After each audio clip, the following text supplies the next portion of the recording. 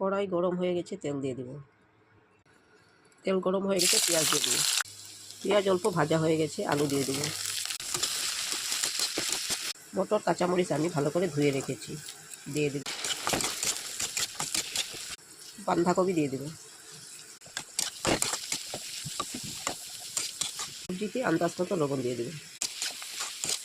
ভাতে আমি লবণ দিয়ে দেব। হলদি দিয়ে ভালো করে মেখে নেব। ডিম 2টা আমি ভেঙে দিয়ে দিয়েছি। ভাত আমি হলদি লবণ দিয়ে ভালো করে মেখে নিয়েছি, এখন ভেজে নেব।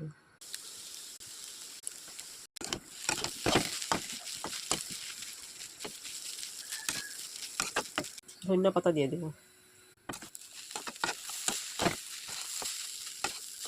ফ্রাইড রাইসটা আমার হয়ে গেছে, এখন নামিয়ে নেব।